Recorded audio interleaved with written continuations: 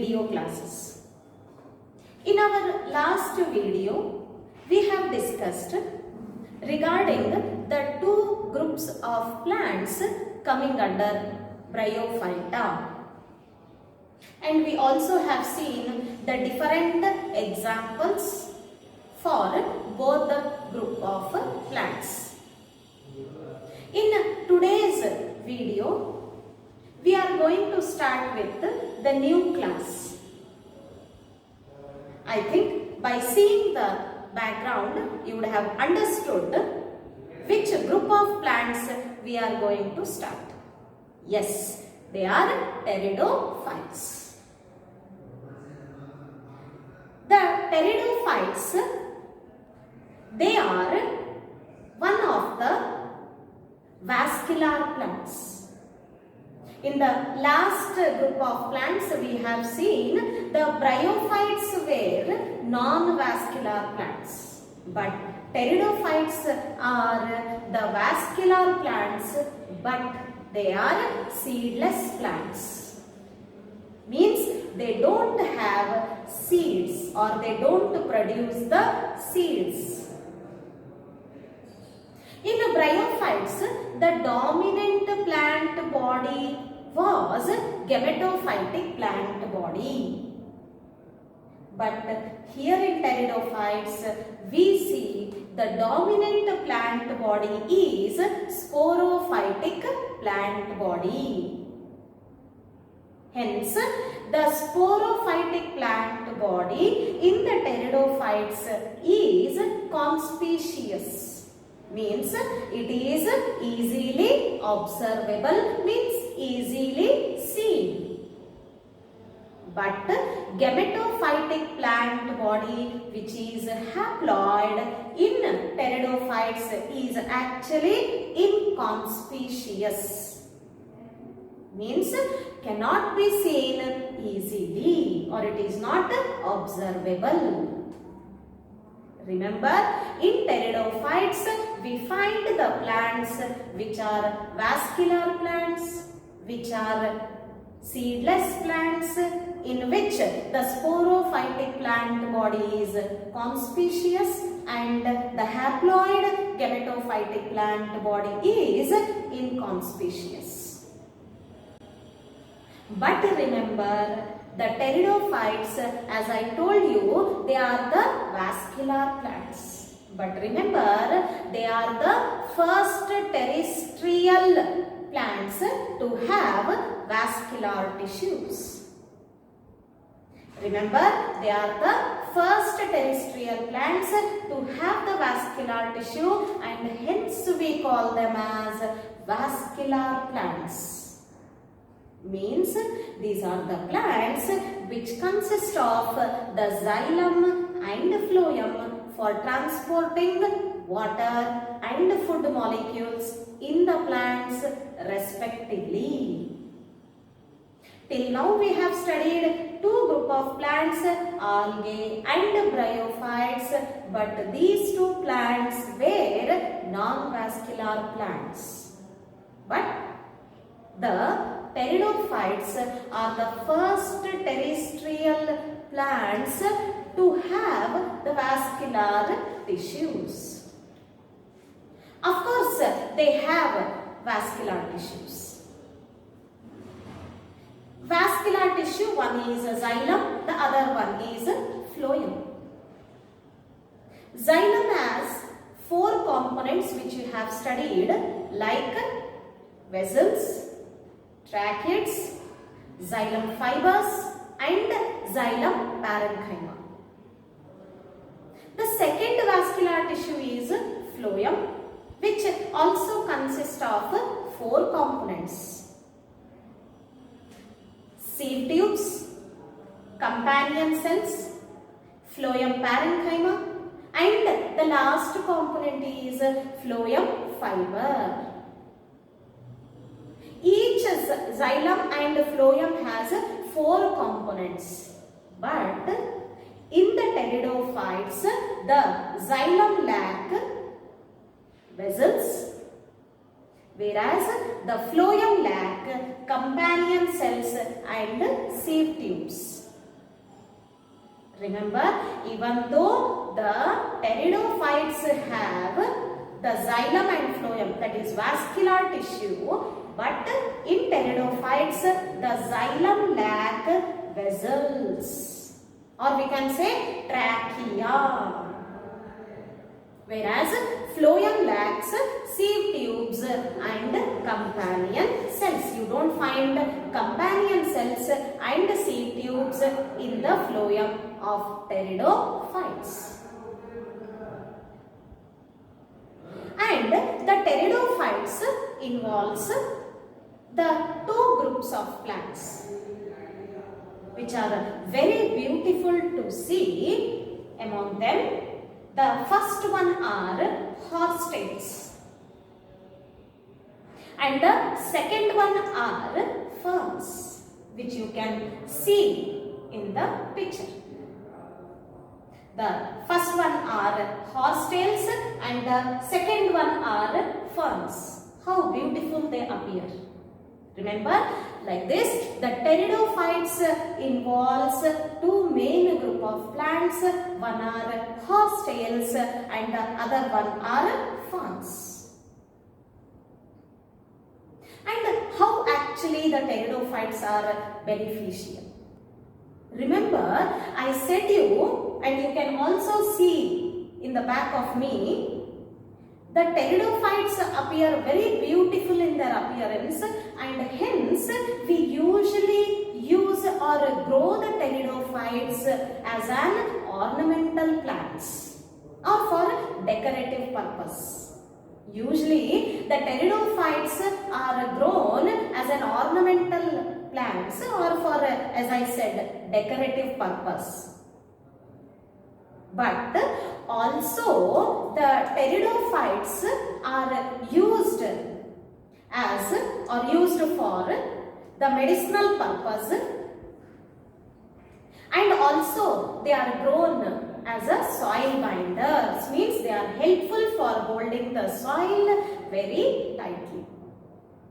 Remember, usually being their beauty hidden in the pteridophytes, they are usually grown as an ornamental plants, but even then they are medicinally valuable and also they are grown as a soil binders.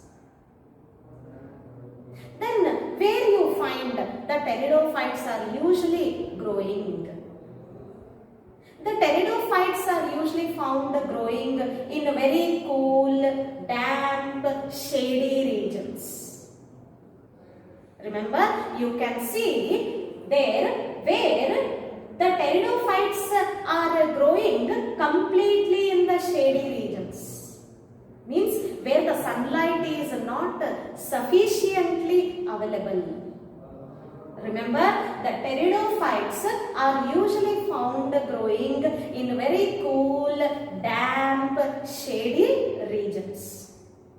But there are some pteridophytes which can even flourish or they can grow in the sandy soil also.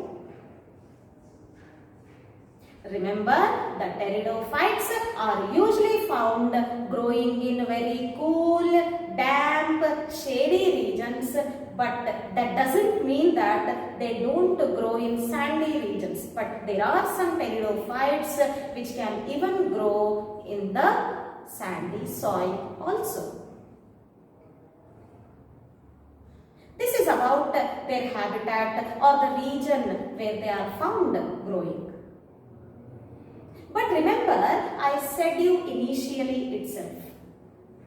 In bryophytes, we have seen gametophytic plant body was the dominant plant body, which was haploid, free-living, photosynthetic. But it's not the case same with the pteridophytes. Because in pteridophytes, usually the main plant body is diploid sporophytic plant body. Remember, in the pteridophytes, the main plant body is diploid sporophytic plant body and which is well differentiated into true roots, true stem and true leaves.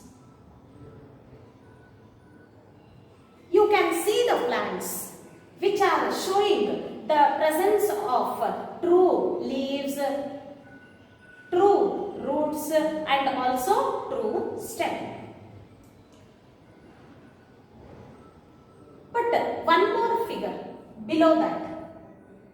You can see all the parts of the plant body very clearly.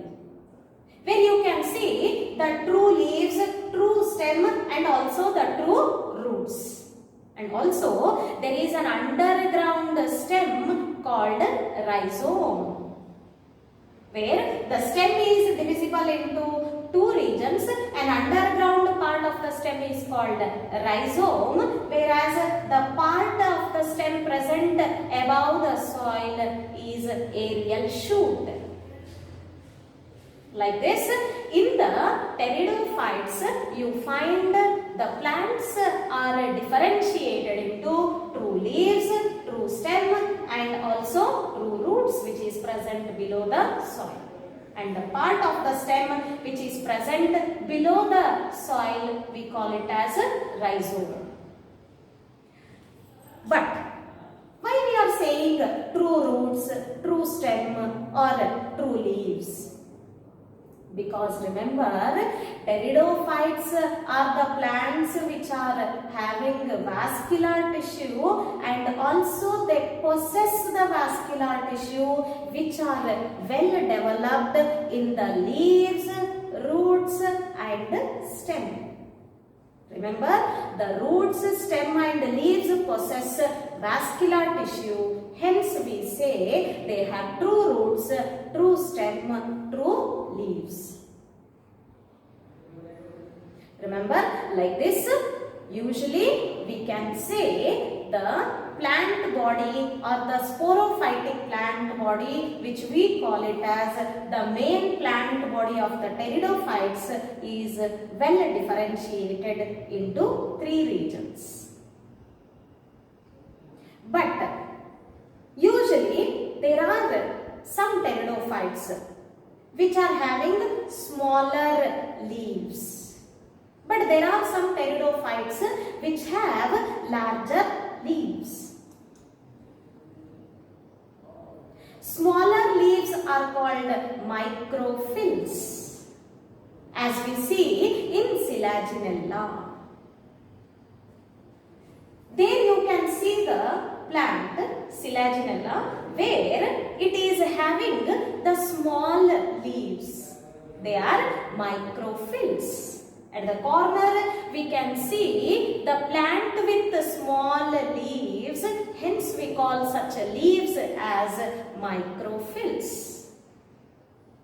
But in pteridophytes there are some plants which have larger leaves.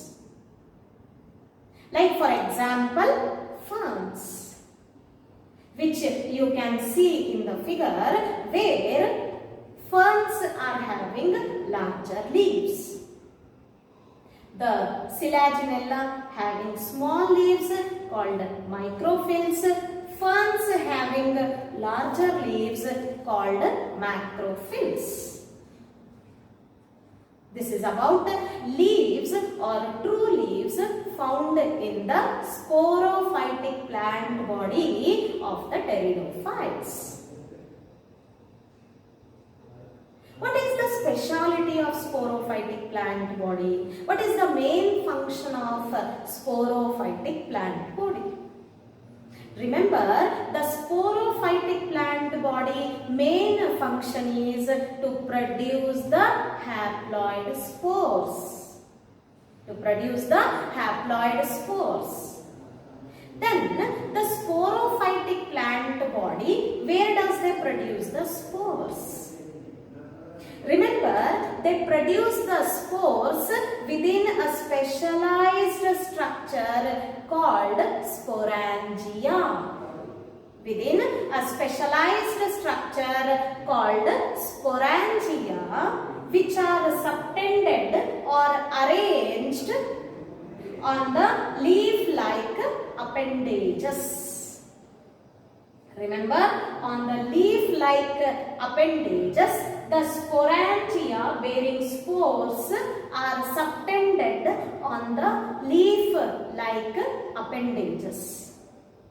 And the leaf-like appendages bearing sporangia is called sporophyll. Is called sporophyll. I repeat again, if I take a leaf-like appendage, on the leaf-like appendage you can find the sporangia are arranged.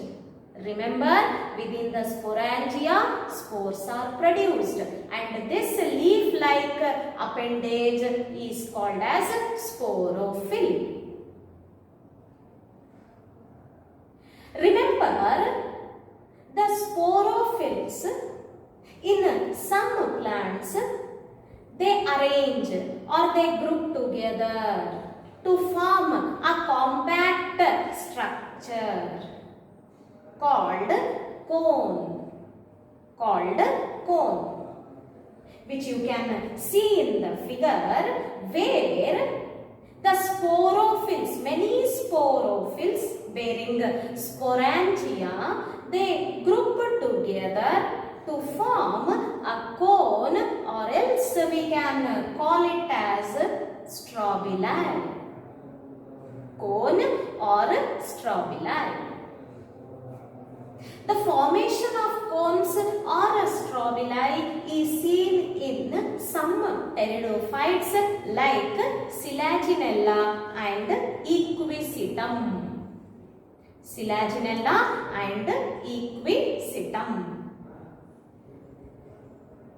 Remember, on the sporophylls, sporangia are arranged, and within the sporangia, spores are produced.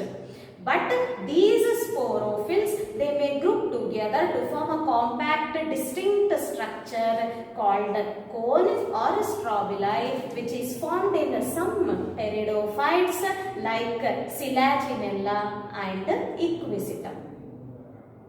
I am telling you again and again, in the sporangia, the spores are produced. How the spores are produced? In the bryophytes, I have told you, the spores are produced by undergoing meiosis. By undergoing the division called meiosis, hence the spores produced will be, yes, haploid.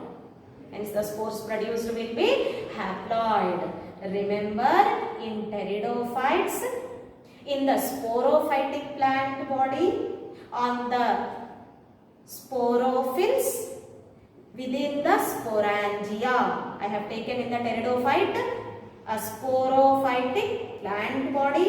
In the sporophytic plant body, only one sporophyll, and on the sporophyll you find sporangia. Remember, within the sporangia, there are the spore mother cells. Within the sporangia, there is a spore mother cell which undergoes meiosis, because spore mother cell is diploid, having 2n number of chromosomes. Spore mother cell is diploid in the sporangia, which undergo meiosis to produce haploid spores, which you can see in the picture. There is a well-developed sporophytic plant body which is diploid, and there is a sporangia which is rupturing to release the spores. Like this, in the sporophytic plant body, on the sporophylls, there are sporangia. Within the sporangia, the diploid spore mother cells undergoes meiosis to produce haploid spores. I think you people remember the haploid spores when they are dispersed through the wind under suitable conditions, they start their germination. They start their germination and give rise to haploid gametophytic plant body.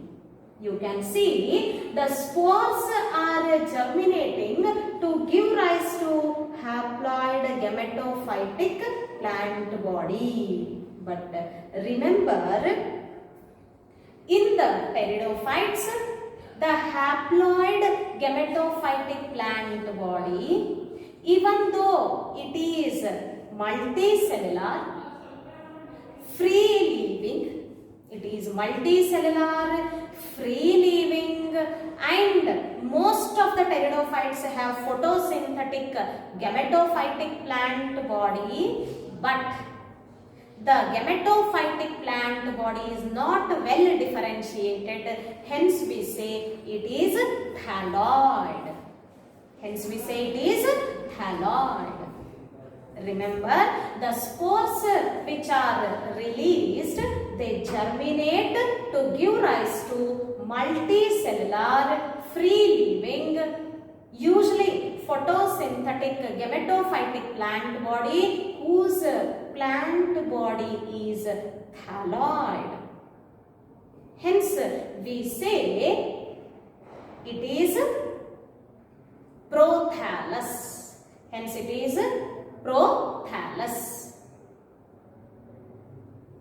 Remember, usually I said you the spores which are released when they germinate give rise to multicellular, free-living, photosynthetic, thalloid gametophytic plant body. We call it as prothallus. But the gametophytic plant body require very cool, damp, shady regions to grow. Remember, the gametophytic plant body to grow, it requires a specialized region. So like it should be very cool, it should be damp, and there should be a shady places. This is the specific requirement. This is the specific requirement of the pteridophytic gametophytic plant body. Pteridophytes gametophytic plant body demands the cool, damp, shady places. Because of this demand, remember that pteridophytes, they are not vastly distributed in many regions. The pteridophytes are not spread to a large geographical area because they are restricted to very little regions, or they are restricted to very specified regions because of demand of special conditions for the growth of gametophytic plant body. Remember, the gametophytic plant body demands a specified region like cool, damp, shady places. Hence, the pteridophytes are very much restricted to a specific regions, but not spread to a large geographical area. But remember, the gametophytic plant body is very much essential because without the gametophytic plant body, pteridophytes cannot carry out sexual reproduction. They compulsorily require the gametophytic plant body because you people know the gametophytic plant body is involved in the production of gametes because they have sex organs. Remember, the gametophytic plant body, even though it has a greater demand, pteridophytes require them because for sexual reproduction. As they have the male sex organ called antheridia and female sex organ called archegonium. But remember, in the archegonia, as you can see in the figure, the female gamete is produced, which I have told you in the bryophytes. Archegonium will produce the female gamete and antheridium will produce the male gametes. They are antherozoids. As you can see in the figure, the antheridium produces male gametes called antherozoids. Archegonium is producing an egg cell as a female gamete. You can also see in the figure the gametophytic plant body of the pteridophytes is very smaller. Not only pteridophytes, even the gymnosperms also, or the angiosperms also. The gametophytic plant body is very small, very small compared to bryophytes. Remember, the pteridophytes have smaller gametophytic plant body and also they have smaller sex organs compared to bryophytes. Obviously, the bryophytes will have larger gametophytic plant body, large sex organs, because the reason behind that is the bryophytes have gametophytic plant body as a dominant plant body or the main plant body. Hence, we find bryophytes have larger gametophytic plant body compared to other vascular plants. But remember, I told you, the antheridium will produce antherozoids, male gametes. Archegonium will produce the female gamete. But the antheridium should release the gametes in the water, because antherozoids require the water medium to get transferred towards the archegonium. Remember, to get transferred towards the archegonium, antheridium should release the antherozoids in the water, and through the water, the antherozoids reach the mouth of the archegonium. Reach the mouth of the archegonium. Once it reaches the mouth of archegonium, what happens? Within the archegonium, the antherozoids will enter. After entering into the archegonium, the antherozoids will find the egg cell, which you can see in the figure, where the antherozoids are entering into the archegonium. There it fuses with the egg cell. That phenomena we call it as fertilization.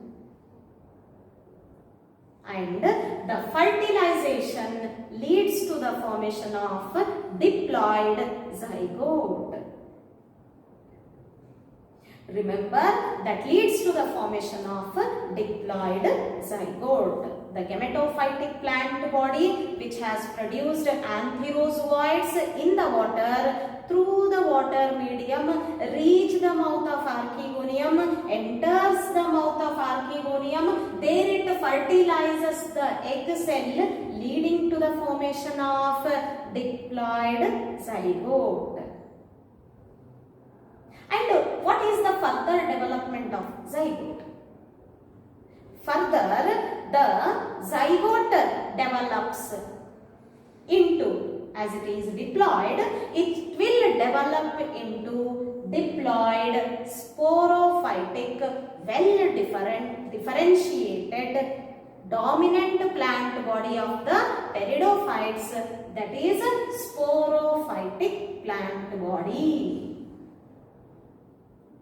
Remember, the diploid zygote which is formed within the archegonium will develop into well differentiated diploid sporophytic plant body of the pteridophytes, which is a dominant phase or the dominant plant body of the pteridophytes. What is the function of sporophytic plant body? As you know, the sporophytic plant body produces spores.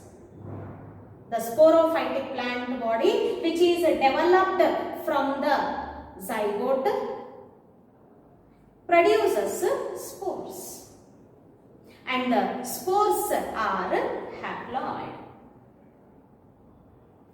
But there are some pteridophytes which will produce either the same kind of spores or the different kind of spores.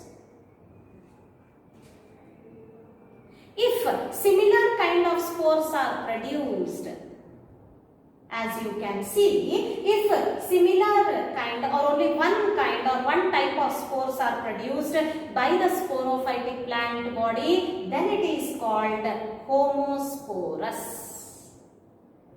Remember, there are some plants of pteridophytes which are homosporous, means they will produce only one kind of spores.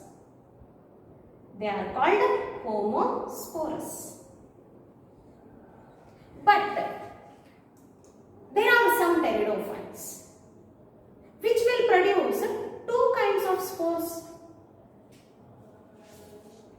Like as you see in the figure, one type of spore is small in its size, another kind of spore which is produced is large in its size.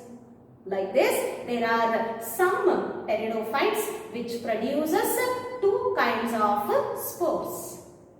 Smaller ones are called microspores. The larger spores which are produced are called macrospores. Example, Salvinia, Marsilia and Azolla. There are some species of Salvinia, Marsilia and Azolla. Like this, there are some plants which produces one kind of spore. They are called homosporous, as you can see here, where only one type of spores are produced. They are called homosporous. But there are some pteridophytes which produces two kinds of spores. One are small in their size called microspores, another one are large in their size called macrospores, and such plants or such pteridophytes we call them as heterosporous. What happens further to microspores and macrospores? The microspores will develop into the male gametophyte, whereas the macrospores will develop into the female gametophyte. Remember, in the pteridophytes, the microspores and macrospores which are produced, in them the microspores will develop into the male gametophytic plant body, whereas macrospores will develop into female gametophytic plant body. But remember, the female gametophytic plant body will be retained on the sporophytic plant body for a variable period of time.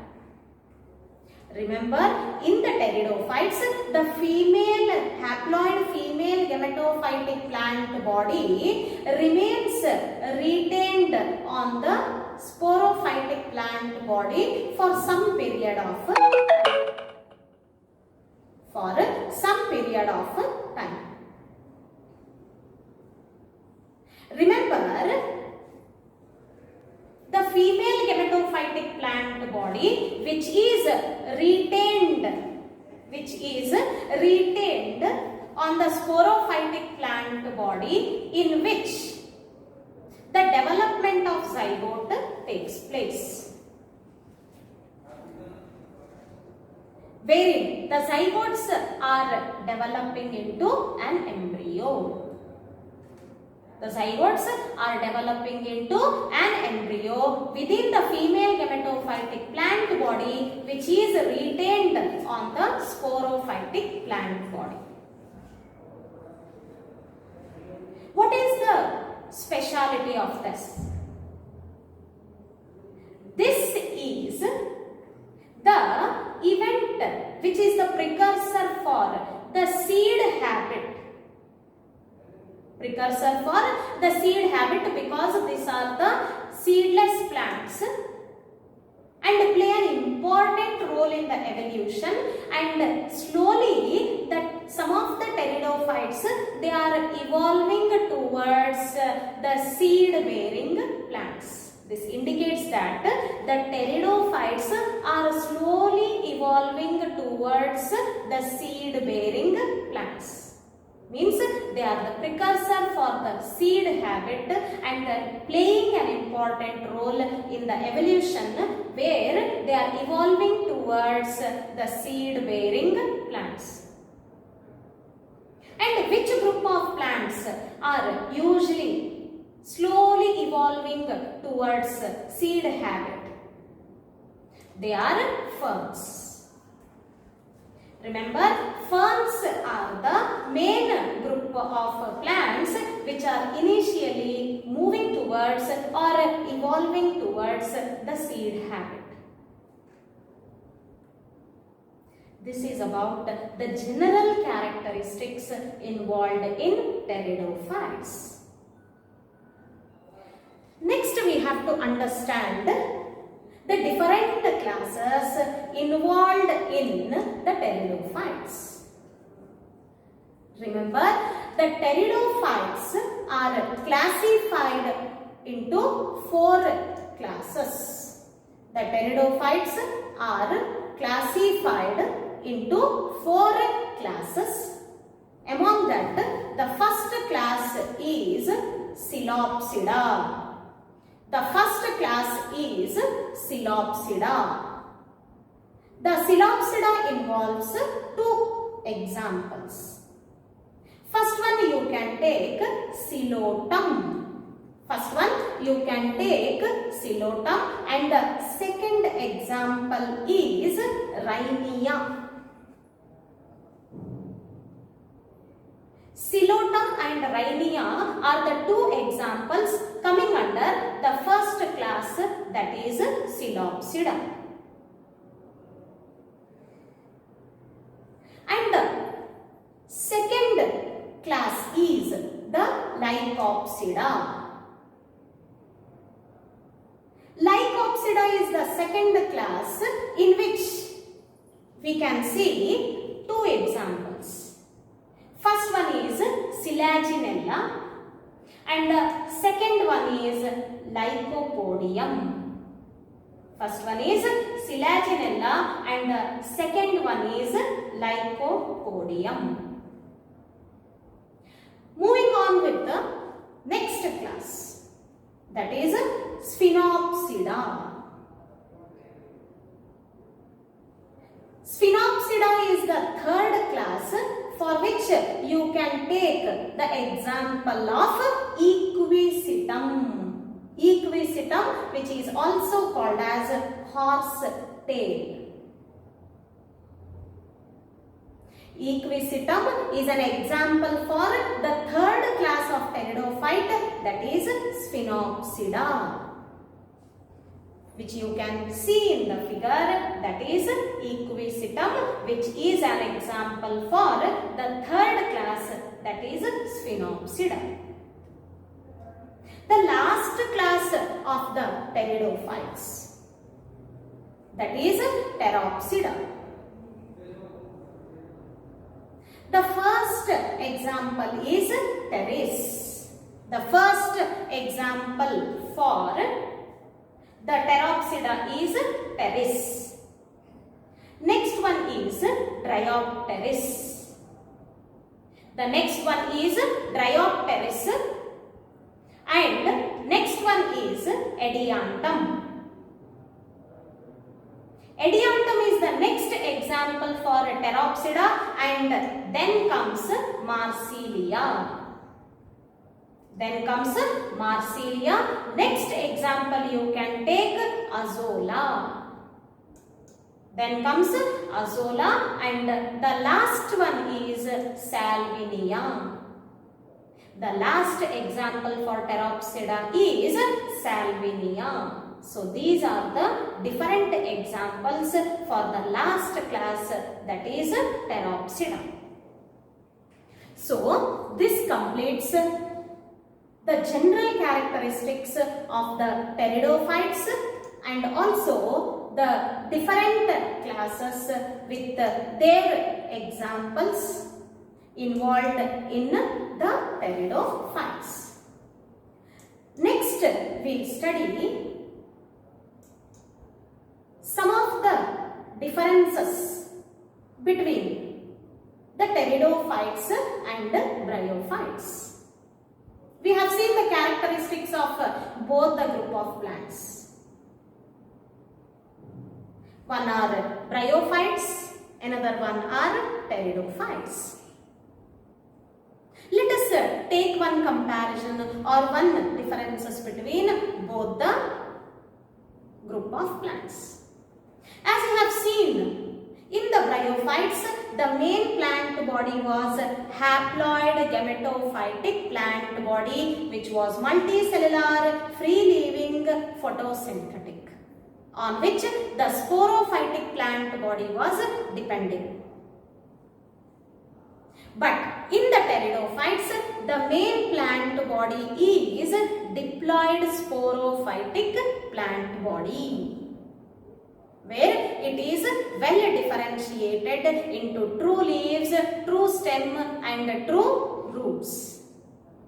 Like this, in bryophytes you find haploid gametophytic plant body is the main plant body. Here you find diploid sporophytic plant body is main plant body. In bryophytes, gametophytic plant body is lived longer compared to sporophytic plant body.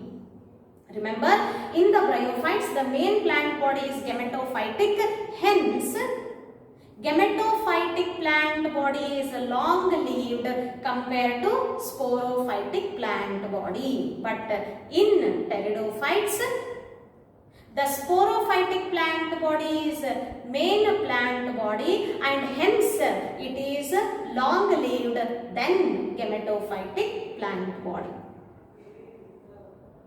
The next observation is, in bryophytes, the sporophyte is not free-living because it is non-photosynthetic. Hence, in bryophytes, the sporophytic plant body is depending or found attached to the gametophytic plant body to extract the nutrition. Means the sporophytic plant body is depending on the gametophytic plant body, but it is not the same case in the pteridophytes, because in pteridophytes both the plant body are free-living, photosynthetic, means they both are capable of carrying out photosynthesis, hence both are independent and they are not depending on each other. But as I said you, the bryophytes, they do not have, or they are not well differentiated into true leaves, true stem, true roots. The plant body is not having the true leaves, true roots or a true stem.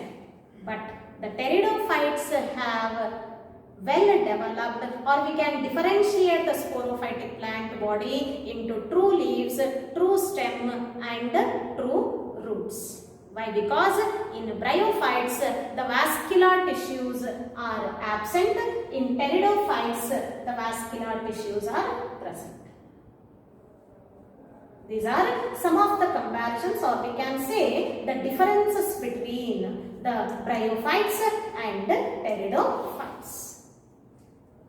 This completes everything regarding the third group of plants.